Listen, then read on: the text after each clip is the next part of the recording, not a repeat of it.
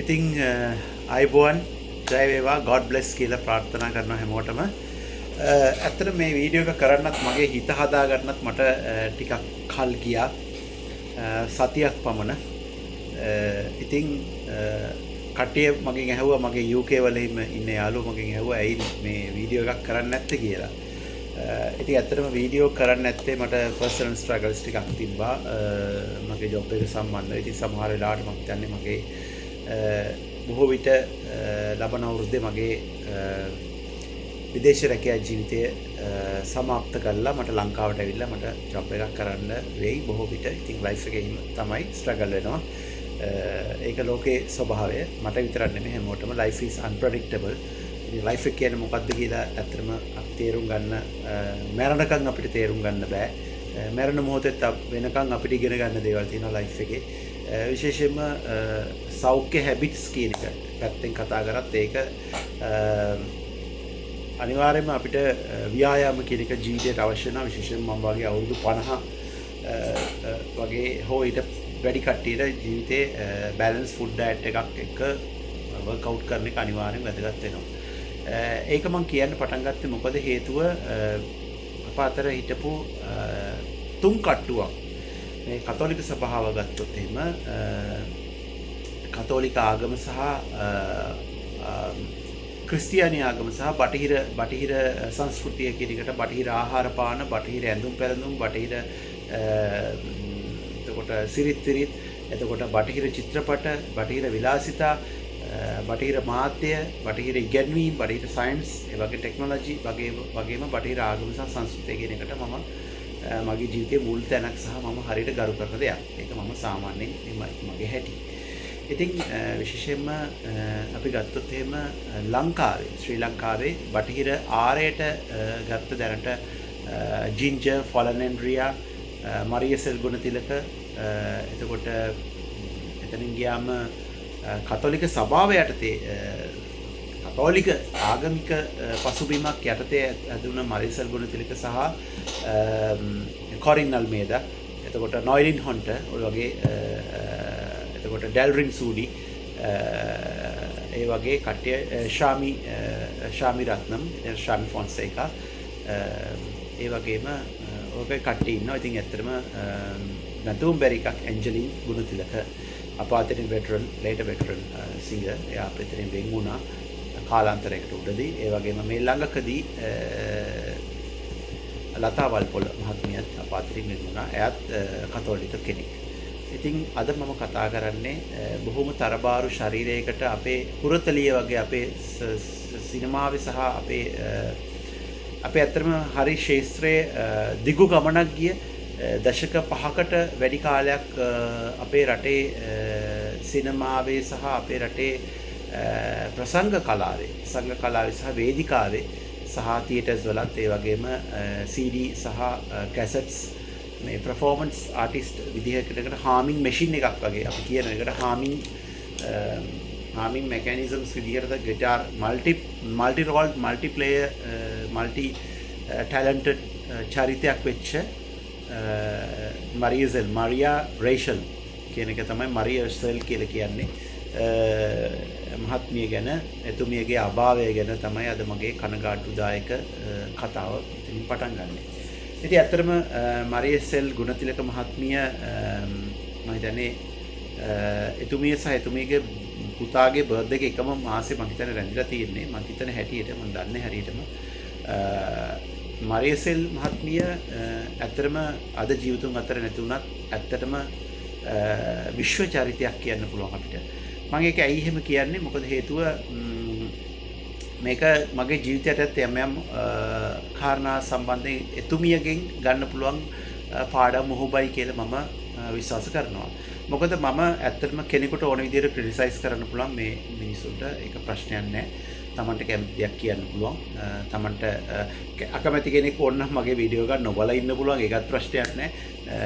මම වීඩියෝ දාන්නේ මට ඕන නිසා. ඉතින් මගේ මතය සමාජයට ප්‍රකාශ කරන්න ඕන නිසායි මම වීඩියෝ දාන්නේ. ඉතින් ඒ නිසා මම අද මේ කතා කරන යන මාතෘකාවට පෙරවදනක් ලෙස එඩිට් ඉස්සෙල්ලා මගේ ඉතිහාසය පොඩ්ඩක් මම කියන්නම්. මගේ ඉස්කෝලේ පාසල් අවධිය සහ මේ මරියසෙල් මහත්මිය සහ අපේ පාසල අතර සහ අපි අතර තිබ්බ සම්බන්ධය පොඩ්ඩක් ගැන මම පොඩි අවබෝධයක් ඔබට දෙන්නම්. දිනය මට මතක වෙන්නේ 1986. හරිද? මේට අවුරුදු ඇත්තටම 40කට උඩදී. 40කට උඩදී මගේ පුද්ගලික කාරණා ටිකක් කියන්න මම වෑන් එකක යන්න සෙට් වුණා. හරිද? මගේ ජීවිතේ පාසල් ඕනම කෙනෙක්ගේ ජීවිතේ පාසල් අවධිය තමයි සුන්දරම කාලේ. ඉතින් දැන් අවුරුදු 40 ගානකට උඩදී ඉතින් මම වෑන් එකක යන්න සෙට් වුණා. වෑන් එක ඒ වගේම අපේ පන්ති පේලිය තිබ්බ ඉස්කෝලේ මම සාන්ත ජෝන් විද්‍යාලයට නුගේගොඩ සෙන්ට් ජෝන්ස් ස්කූල් එකට කොලෙජ් එකට ඒක හැපැති ඒක නෑ කැවුණු එක කියලා පාරක් තියෙනවා. නුගේගොඩ ප්‍රදේශවල ඉන්න කට්ටිය මේක බලනවා නම් ඔබ දැනටත් දන්නවා ඇති. ඒ වගේම රොටරි කියලා මේ තියෙනවා ක්ලාස් එකක්. ඒක ප්‍රයිවට් ටියුෂන් ක්ලාස් එකක්. ඒ වගේම හැපැති තිබ්බ සමුද්‍රදේවි ඉස්කෝලේ. අපේ ඉස්කෝලේ පස්සේ රජයටපත් වුණත් මේ මම හිතන්නේ ඇන්ග්ලිකන් ස්කූල් එකක්. ඇන්ග්ලිකන් වගේ ඒකට හුරුවට ගිය ඉස්කෝල් එකක්. ඇන්ග්ලිකන් හෝ සෙන්ට් ජෝන්ස් කියන එක කතෝලික ඉස්කෝලයක් කියමුකෝ, ක්‍රිස්තියානි ඉස්කෝලයක් කියමුකෝ. ක්‍රිස්තියානි නමක් තියෙන ඉස්කෝලයක්. පස්සේ නම තියෙන බුද්ධ ආගමක් තියෙනවා. මල්ටි එත්නික් මල්ටි කල්චරල් ස්කෝල් එකක් ඉස්කෝල් එක. එතකොට මම පහේ ශිෂ්‍යත්වයේ ගත්තේ 1986 අගෝස්තු මාසේ. මට අද වගේ මතකයි. අගෝස්තු මාසේ මම ගත්තට පස්සේ ශිෂ්‍යත්වෙ නම් මම පාස් වුනේ නැහැ. ඒක මම කියන්න ඕනේ අතර මේ වෙලාවේ. ඊට පස්සේ මේ ස්කූල් වෑන් එකකට ගත්තා. ඉතින් ස්කූල් වෑන් එක ඉවරලා සමහරට අපිව කඩචෝරු කරන්න අපි දන්නද පොඩි කාලෙනේ ඉතින්. ස්කූල් වෑන් එක සමුද්‍රදේවියගේ අපේ ඉස්කෝලේ හැපැත්තේ පෙට්‍රල් ෂෙඩ් එකක් තිබ්බා හයිලෝ රෝඩ් එකේ. දැන් ස්කූල් වෑන් එකෙන් අපිට කියලා තියෙනවා ඉස්කෝලේ ඇරුණාට පස්සේ එන්න දැන් අපේ ඉස්කෝලේ මෙහෙම තියෙනවා නම් ඒකනායක ඇවිනියු කියලා අපේ ඉස්කෝලේට පිටිපස්සේ පාරක් තිබ්බා. ඒකේ නම ඒකනායක ඇවිනියු.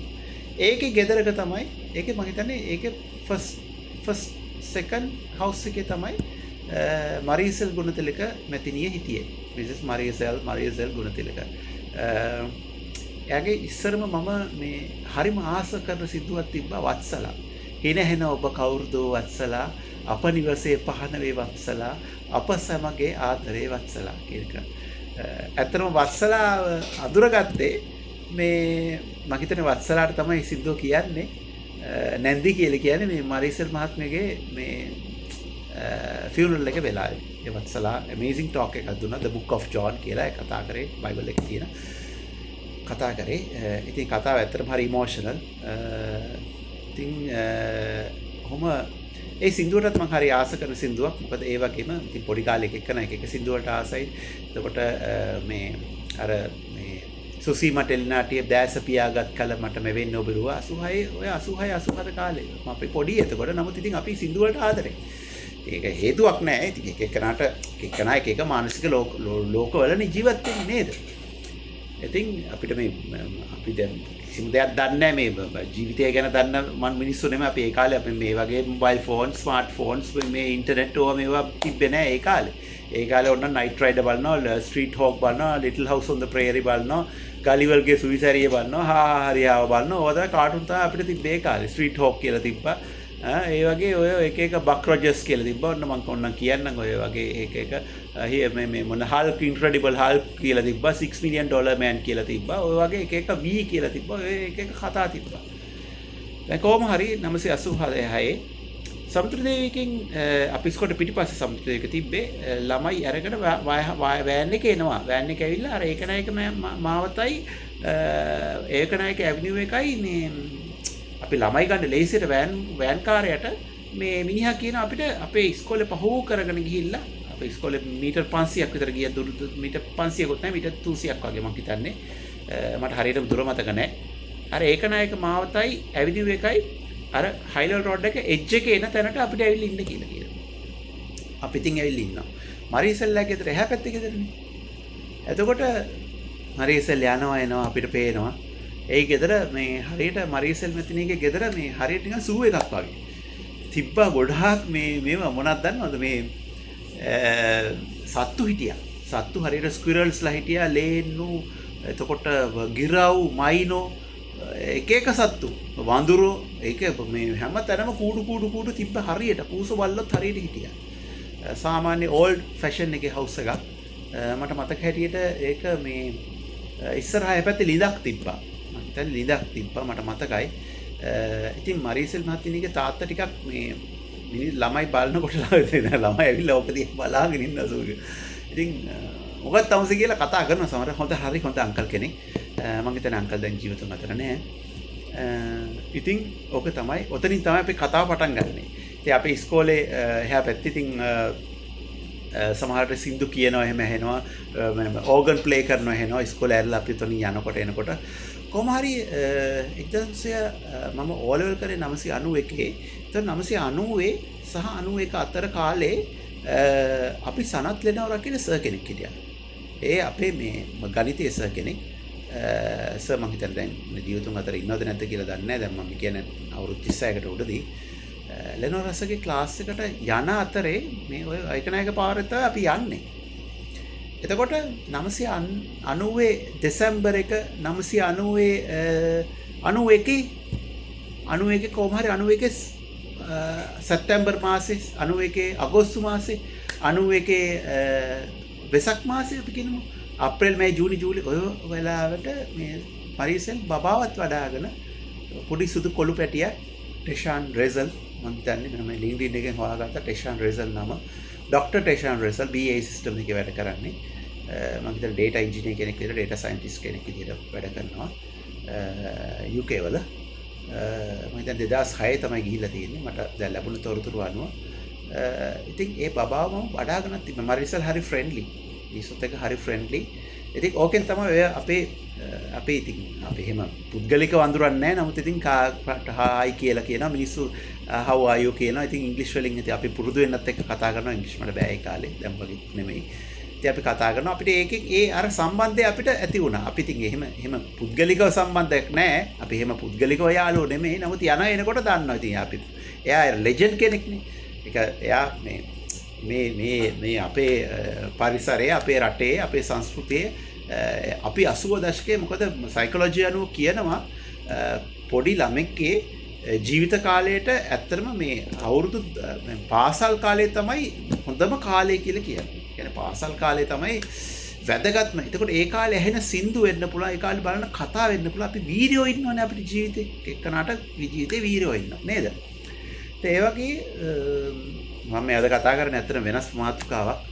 ඉතින් මේ ලෙජෙන්ඩරි කෙනෙකුට එයා මැරුණට පස්සේ තමයි මේ ඇත්තටම මේ මෙච්චර දුක් විඳ මිනිස්සෙක් ජීවිතේ මෙච්චර ස්ට්‍රගල් වලට මේ මුහුණ පාපු මිනිස්සෙක් ජීවිතේ මෙච්චර මේ ජීවිතේ ජය ගන්න මේ තරම් උත්සාහ කරපු මිනිස්සෙක් ඒ වගේම තමන්ගේ ආත්මගරුත්වය සහ මේ තමන්ගේ ආත්ම විශ්වාසයෙන් කටයුතු කරපු මේ මිනිස්සෙක් රටට ඒ වගේම සමාජයට අපේ විශේෂම සංගීත කලාවට අපේ සංස්කෘතික කටයුතු වලට මේ තරම් ආදරය කරපු මිනිස්සෙක් මේ මිනිස්සයා මෙච්චර දුක් විඳයි කියලා අපි දන්නේ මරුණට පස්සේ.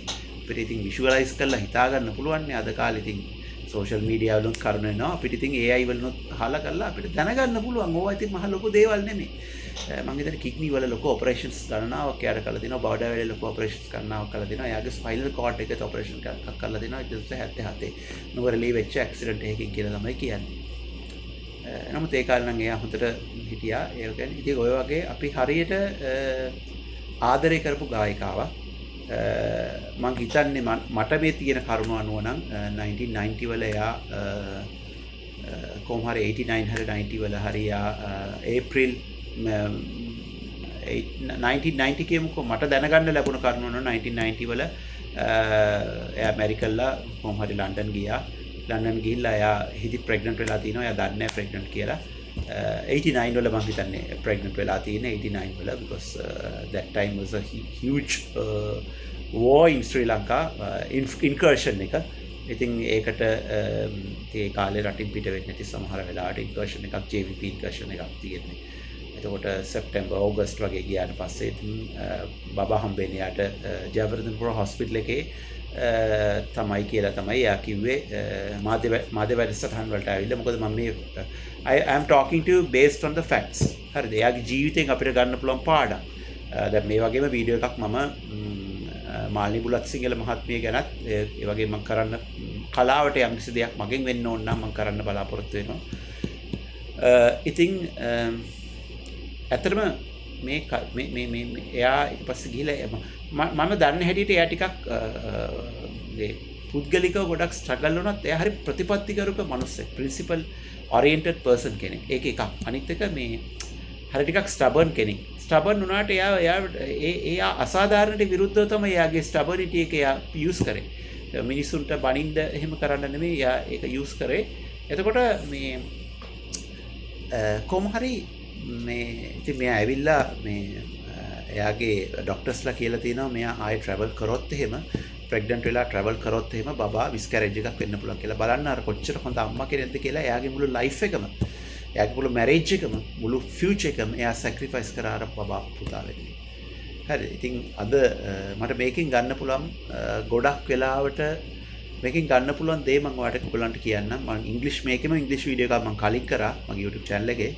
මේකෙම ඉංග්‍රීසි වීඩියෝ එක දෙවෙනි එක මම කරනවා මේ සමාජයේ බටහිර සමාජයේ අද මොකද වේගන යන්නේ කියන එක.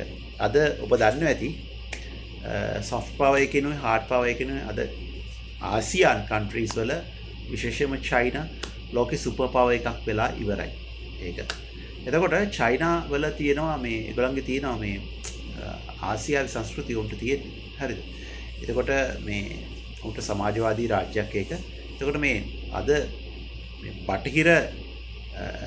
බටහිර සංස්කෘතියේ දෙමව්පියෝ ගැන හොයන එක ඇත්තටම සෑහෙන අඩු වෙලා තියෙනවා. ඒක තමයි ඇත්ත කතාව කියන්න ඕනේ.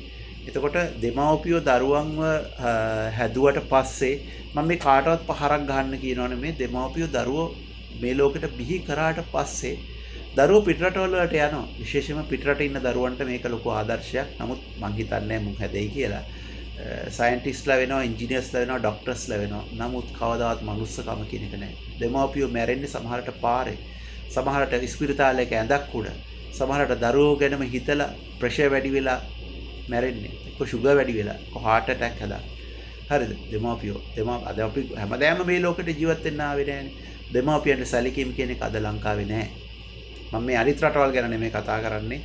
අද ලංකාවේ නැහැ. මම දන්න විදිහට අපි කතෝලික දහම සහ කතෝලික ක්‍රිස්තියානි දහම ගැන කිව්වොත් එහෙම සමහර වෙලාවට බුද්ධ ආගමෙත් ක්‍රිස්තියානි ආගමෙත් ගොඩක් මේ ප්‍රැක්ටිකලි මේක වෙනව අඩුයි. දරුවෝ දෙමාපියන්ට සලකනවා අඩුයි. විශේෂයෙන්ම මොන හරි පොඩි දෙයක් නැත්තම් මේ පිටරටවලත් ටක් ගාලා එල්ඩර්ස් හෝම් එකට ගිහින් දානවා. ඒක නෙමෙයි කළ යුත්තේ. හරිද? හැබැයි මම දන්න විදිහට ඕක මුස්ලිම් සමාජේ නෑ. මේ රටවල නෑ ඕක. මේක නෑ. ඒක මුස්ලිම් සමාජයේ ඕක නෑ. මේ ඇත්ත කතාව කියන්නේ ලංකාවේ ගම්වලත් ටිකක් අඩුයි. නමුත් ඒකත් දැන් බෝ වීගෙන යනවා. දෙමාපියන්ට සැලකීම, දෙමාපියන්ට ගරුත්වය කියන එක ක්‍රිස්තියානි සමාජයට අඩුයි. ඒක ලොකු අඩුවක්. මොකද දෙවියන් වහන්සේගේ පළවෙනි දේ දෙවියන් වහන්සේ අන්තිමට කියලා තියෙන විනිශ්චය කරන්න පළවෙනි දේ කියලා කියන්නේ ප්‍රේම කරන්න සහ සාමය පතුරවන්න. ඔබට මෛත්‍රී කරන්න. මෛත්‍රී මිනිසුන්ට මෛත්‍රී කියන එක මේ බුදුදහමට විතරක් අදාළ කාරණයක් නෙමෙයි. හරිද? ඒක අපිට එහෙම කියන්න බෑ. එතකොට මෛත්‍රිය ප්‍රේම කරන්න කියලා කිව්වට පස්සේ අපි අන්තිමට කරන දේ තමයි ක්‍රිස්තියානියාගේ මේ බයිබලයේ උගන්වන අන්තිමට කරන්න තියෙන දේ තමයි අපි ඉස්සල්ලාම කරන්නේ. අපි ඉස්සල්ලාම කරන්නේ විනිශ්චය කරන්නේ. අපි මෛත්‍රිය කියන එක සමහරට කරන්නෙත් නැහැ. අසමහරට අන්තිමට කරනවා. නොතනයි තියෙන වැරද්ද. එතකොට ගොඩක් වෙලාවට ඇයගේ ගත්තොත් ඇයගේ ජීවිතයෙන් අපිට ගන්න පුළුවන් ආදර්ශය ගැන ගත්තොත් එහෙම ඇය තමන්ගේ සැක්‍රිෆයිස් එක කරා තමන්ගේ දරුවට. ඒ නිසා ඇයගේ රිස්ක් එකක් ගත්ත ඇයගේ විවාහ ජීවිතයත් සමහරට දෙන්න අතර මම දන්නේ මේක මේ පුද්ගලික කාරණා වෙන්න පුළුවන්. නමුත් ඉතින් අපි මේ වයින් සමාජයට ඉගෙන ගන්න පුළුවන් පාඩම් අපි මේ එක්කනාගේ මරුණට පස්සේ කෙනෙකුගේ චරිතයට පහර ගහන්නවත් එහෙම නෙමෙයි. ඇයට උපහාරයක් පිණිස මම මේ වීඩියෝ එක කරන්නේ. ඉතින් මගේ වුණත් අපි කාගේ වුණත් පොඩි අඩුපාඩු තියෙනවා, ලොකු අඩුපාඩු තියෙනවා. අඩුපාඩු නැති මනුස්සෙක් මේ ලෝකේ නැහැ. ඒක තමයි ඇත්ත කතාව.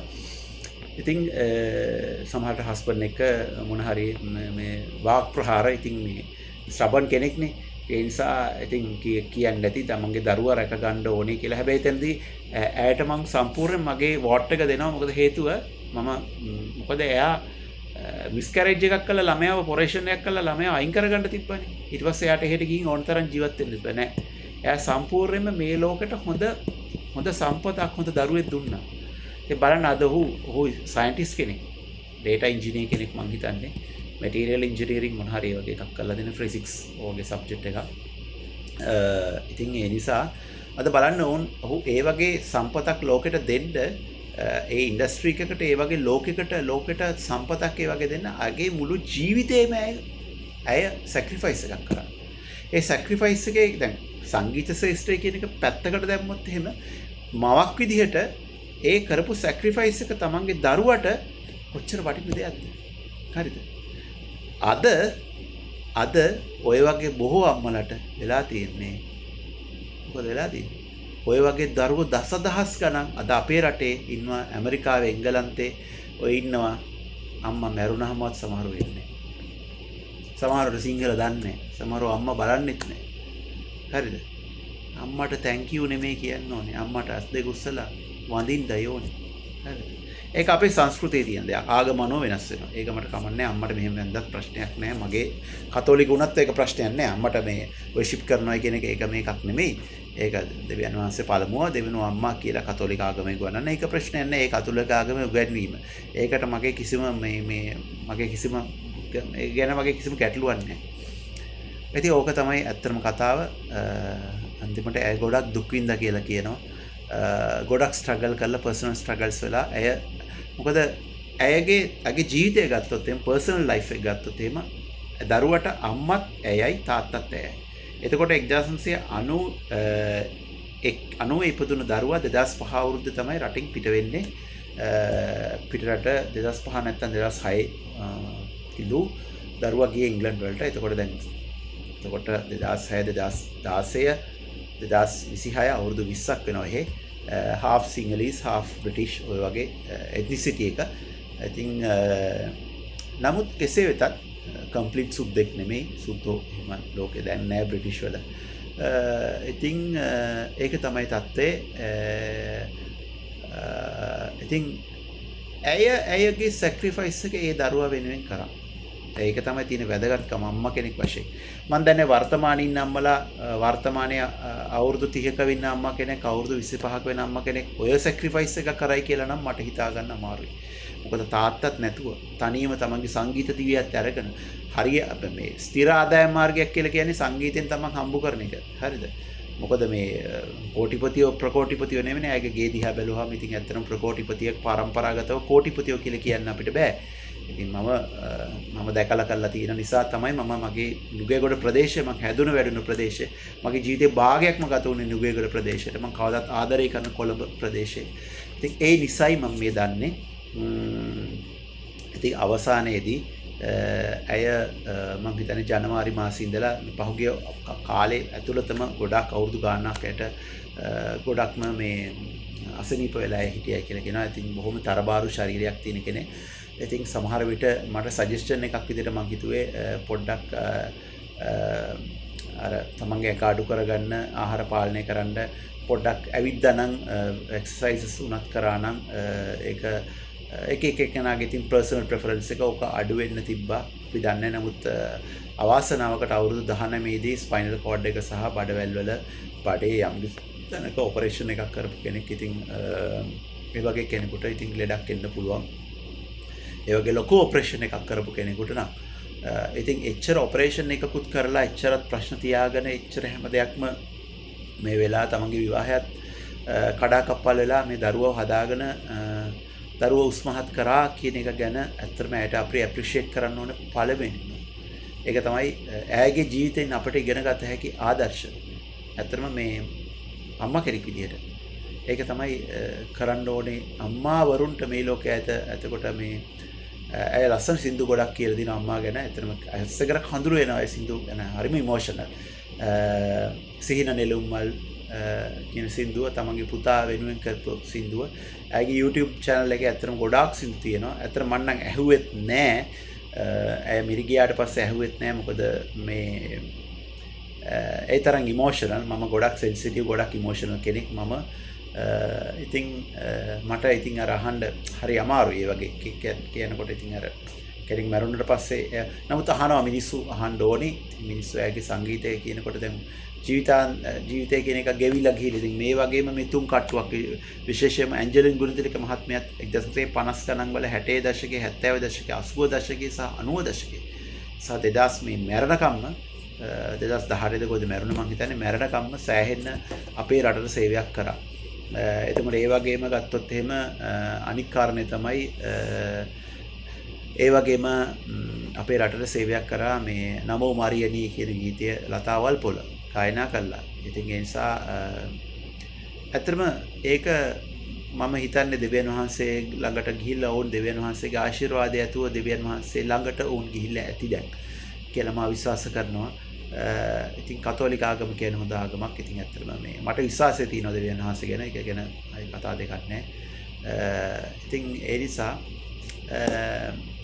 මම හිතන්නේ ඇයට අපි විමුක්ති සුවය මොක්සුවේ ප්‍රාර්ථනා කරමු. මොකද ඇය නැති වුණේ මොන හේතුවකින් වුණත් ඇයට එක වැඩසටහනකට ඇවිල්ලා කීර්ති පෙස්කුවෙල් මහත්මයාත් කිව්වා අවුරුදු 68 කියලා කියන්නේ මැරෙන වයසක් නෙමෙයි. ඇත්තටම මැරෙන වයසක් නෙමෙයි, මැරෙන්න ඕන වයසක් නෙමෙයි. නමුත් ඔබ අප නොදන්න තව කාරණයක් තියෙනවා. මේ සෝබා දහම කියන එක. සෞඛ්‍ය ජීවිතේ කොච්චර අන්ප්‍රෙඩික්ටබල්ද, සෞඛ්‍ය කියන එක කොච්චර අන්ප්‍රෙඩික්ටබල්ද. සමහර වෙලාවට මේ අපිට සෞඛ්‍ය ගැන සැලකිලිමත් වෙන්න ඕන. හරිද? ඒ නිසා ඒ පැත්තත් අපි බලන්න ඕනේ. අපි ගායකයෙක් වෙන්න පුළුවන්, වෛද්‍යවරයෙක් වෙන්න පුළුවන්, පයිලට් කෙනෙක් වෙන්න පුළුවන්. වැඩම නෙමෙයි. සෞඛ්‍ය කියන එක සල්ලි තියෙන නැති එක නෙමෙයි සෞඛ්‍යයට බලපාන්නේ. අපිට පෝෂ්‍යදායී ආහාරයක් අපිට රටේ අපිට හොයාගෙන අපි ඉන්න තැනක හරි අපිට වගාවක් කරගෙන දැන් මම ඔබට කියන්නේ ඇත්තටම මේ මගේ බිරිඳගේ පියා ඇත්තම අවුරුදු 80 ගාණක් වෙලා තාම අපිට වැඩිය හොඳට වැඩ කරගෙන ඉන්නවා. ඒක ඇත්තම කියනවා නම් මේ අපිට වැඩිය නිරෝගී. කොටින්ම කියනවා නම් මට වැඩිය නිරෝගී. එතකොට ඉතින් එතුමා මේ එච්චර දෙයක් කරගෙන එහෙම ඉන්නවා කියන්නේ ඇත්තටම ඒක කියන්නේ පිනක් ඇත්තට. ඒක තමයි මට මේ වෙලාව කියන්න තියෙන්නේ. ඉතින් ඇය ගොඩාක් ප්‍රසංග වලට සහභාගී වෙලා තිනවා. ගොඩාක් ප්‍රසංග, සෑහෙන දේවල් අපිට ඇයගේ ජීවිතෙන් ඇත්තටම මේ අම්මා කෙනෙක් වශයෙන් අපේ ඇය කරපු ඒ සැක්‍රිෆයිස් එක තමයි කවුරුත් කතා කරන්නේ නැති වෙන්න පුළුවන් ඒක. ඒක තමයි මෙතන වටිනම දේ. සංගීතය වගේම ඇය ක්‍රියාවෙන් ඒ ඔප්පු කරලා පෙන්නුව ඒ ආදර්ශය කියන එක තමයි අපිට මේ වෙලාවේ ගොඩක් වැදගත් වෙන්නේ. එතනදී නේද? ඒතකොට මොකද පළවෙනි දේ තමයි ඇය කියන විදිහට මොකද ගොඩක් මිනිස්සු තමගේ පුද්ගලිකත්වයේ මාධ්‍යයට එක්ස්පෝස් කරන්නේ නැහැ. මොකද ගොඩක් මාධ්‍ය මේ සාකච්ඡා හිටපු ඉන්ටර්විව්ස් මම මේ බලලා තමයි මම මේ ස්ට්‍රක්චර් එකක් විදිහට මේක කතා කරන්නේ. ඇයගේ මේ විදිහට මේ කියන්නේ දැන් එයා 1990 ආවා 89ද කොහෙද ඇවිල්ලා තියෙන්නේ. එතකොට මේ ප්‍රෙග්නන්ට් වෙලා මාසයක් වගේ ගත වෙද්දී 89. එතකොට එයා ප්‍රෙග්නන්ට් ටෙස්ට් එකකින් පොසිටිව් වෙලා තිනවා. ඊට පස්සේ දරුවා ලැබෙන්නේ 1990 ජූනි මාසේ අවුරුදු 36කට උඩදී. ඇත්තටම හරියටම අවුරුදු 36කට උඩදීනේ. එතකොට ඉතින් ඒ කාලේ ඊට පසු කාලිනව ඇය කියලා තිනවා මේ එයාගේ ඇගේ පුතාට එයා ගැන වැරදි කියලා.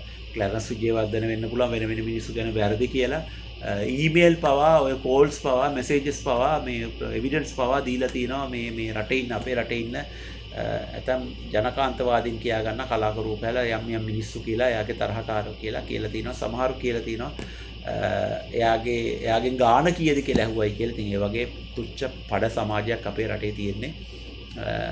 ඉතින් හරි කුහක මාන්නකාර ජාතියක් සමාජයක් අපිට තියෙන. ඉතින් කරන්න දෙයක් නැහැ. අපිට ඒ වගේ ලෝකයක තමයි ජීවත් වෙලා ඉන්නේ. ඒක රටේ වැරද්දක් නෙමෙයි. මිනිස්සුගේ තියෙන මයින්ඩ්සෙට් එකේ තියෙන වැරද්ද.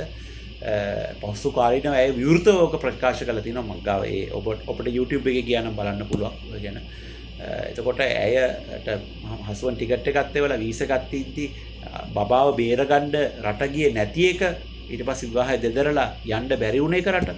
ඒක ගැන ඇත්තටම මේ ඒ වුණත් Taman තනියෙන් දරුවෝ හදාගෙන මේ අම්මත් තාත්තත්ගේ පිළිසරණ එයාගේ අම්මයි තාත්තා විතරයි හිටියේ. එතකොට මේ දරුවෝ නැති කරගන්න ඕන තරම් තිබ්බනේ. අදාළ අම්මලා ඕන තරම් ඇබෝෂන් කරලා දරුවෝ නැති කරනවා. හරිද?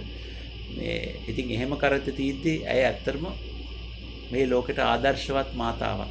අන්න ඒක තමයි වටින්නේ. ඒක තමයි ඇය දැන් මේ කවුරුත් නොබලපු නොකියපු නොහිතපු නොදකපු කෝණයකින් මම ඔබට මේ කියන්නේ. ඉතින් එහෙම කියලා ස්ටබන් වෙන්න පුළුවන්. ඒක ස්ටබන් වෙන එක දෙයක් නෙමෙයි. මිනිස්සුන්ගේ එක එකනට ස්ටබන් වුණා නැතත් ඒක. නමුත් අර බලන්න ඇයගේ තියෙන මේක තියෙන්නේ ඇය විවාහිකයට කියේ නෑනේ. එයාටත් තිබ්බා මේ ආයේ දරුවත් එක්ක ඉඳිදි වෙන විවාහ කරගන්න. එයාට ඕන තරම් මේ මිනිස්සු ඇවිල්ලා තිනවා පස්සෙන් යාගේ. නමුත් එයා ඒක කරගත්තේ නෑ අය. ඒක බලන්න මොනතරම් උත්තරීතර මාතාවක්ද කියලා.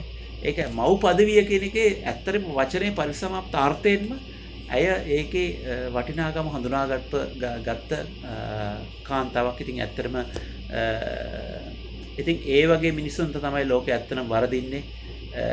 අවසානයේදී ඉතින් ඉස්පිරිතාලේ අඳක් මත මටත් ඔබටත් ඉස්පිරිතාලේ වෙන්න පුළුවන්, මහපාරේ වෙන්න පුළුවන්, අසනීපයකින් වෙන්න පුළුවන්, ඔෆිස් එකක වෙන්න පුළුවන්, පාර ගමන් කරනකොට වෙන්න පුළුවන්, ඉඳගෙන ඉන්න පුළුවන් වෙන්නකොට පුළුවන් වෙන්න පුළුවන්, නිින්දදී වෙන්න පුළුවන්, ටීවී බලනකොට වෙන්න පුළුවන්, මාරය එන තැන එන වෙලාව මොන මොහොතේ කොහොම කවදා මොන විදිහට මැරෙයිද කියලා අපිට කියන්න බෑ. ඒක තමයි ලෝකේ සත්‍යය. ඉතින් මරිය අක්කා God bless you. Mariasal Gunathilaka, Miss Mariasal Gunathilaka, Mathiniani, God bless you, and also rest in peace. She will go to paradise කියලා තමයි. Jesus Christ will take her into paradise කියලා තමයි අපිට wish කරන්න තියෙන්නේ. ඉතින් ඒක තමයි ඇත්තටම මම මේ වීඩියෝ එක බොහොම ඉමෝෂනල් වීඩියෝ එකක්. නමුත් මට මේ වෙලාවේ මේක නොකිය බෑ. මම ගොඩක් කාලයකට පස්සේ මේක කියනවා කියලා හිතුවා. පස්සේ හිතුවා නෑ. වන්නියා ගත වෙන්න ඕනේ. අදට මැරිලා හරියට සතියයි දවස් 7කට උඩදී පහුගිය 10 වෙනිදා තමයි නැති වෙලා තියෙන්නේ. දැඩිගත් සත්කාරයකකෙත් කළුවෝලි ස්ථානයේත් KTU එකෙත් බේරහැර ඉඳලා තිනවා සෑහෙන කාලයක්. ඉතින් ඒක තමයි මනුස්ස ජීවිතය. අපි කවුරුත් දන්නේ නැහැ. ඉතින් සබාදහම ඉතින් ගත්තා. අපිට යන්න ඕන තියෙන තැන අපිට යන්න ඕන වෙලාව තීරණය කරන්නේ සබාදහම තමයි. එහෙනම් God bless හැමෝටම. හරි කනගාටුයි. නමුත් ඒ වෙනුවෙන් යම්කිසි දෙයක් අපි ඉදිරියේදී කරන්න බලාපොරොත්තු වෙනවා. මම හිතන්නේ ඉදිරියේදී ඒක පසුවට දැනුම් දෙන්න. අපිට පෝස්ට් ෂෙයා කරන්න පුළුවන්, ඒක සින්දු ෂෙයා කරන්න පුළුවන්. සින්දු වලට අපිට යම්කිසි අරුතක් අපිට එකතු කරන්න පුළුවන් අලුතෙන්. ඒ වගේ සෝෂල් මීඩියා වල වැඩ අපි කරමු. අයවට විතරක් නෙමෙයි මේ වෙටරන් මේ ලංකාවේ හිටපු ගොඩාක් අපි අතරින් වෙන් වුණා. ඉතින් අනන්තවත් හොඳ සිනමා නිර්මාණ අපිට පහුගිය කාලේ ඉතින් මාලනි ෆොන්සේකා මහත්මිය වෙන් වුණා අපි අතරින් දැනට මම හිතන්නේ අවුරුද්දක් වෙනවා. ඉතින් ඒක තමයි ලෝකේ හැටි. අපි කාවොත් ඉන්න එකක් තියෙනවා නම් කවදාද එක්සිට් එකකුත් තියෙනවා. ඒක අපි නෙමෙයි තීරණය කරන්නේ සබාදහම. මම නැවතත් ඒක කියනවා. ඉතින් එහෙමනම් ගිහින් එන්නම්. ආයිබෝවන්. God bless Maria akka and you may rest in peace, right? It's a very emotional thing. මම හිටියන ලංකාව අනිවාර්යෙන් මම බලන්න යනවා. නමුත් අවාසනාවකට මම පිටරට හිටියේ. ඉතින් ඒක තමයි මොකද අපිට රටක් තියෙන්න ඕනේ. අපේ රටක් අපේ රටේ අපි ඕවා බලන්න යන්න ඕනේ. අවමගුල් වලට සහභාගී වෙන්න ඕනේ. මිනිසුන්ට උදව් කරන්න ඕනේ. එතකොට තමයි ටික තමයි මේ ලස්සන ලෝකයක් ගොඩනගෙන්නේ. එහෙමනම් ගිහින් එන්න හැමෝටම God bless. දෙවියන් වහන්සේගේ පිහිට ලැබේවා.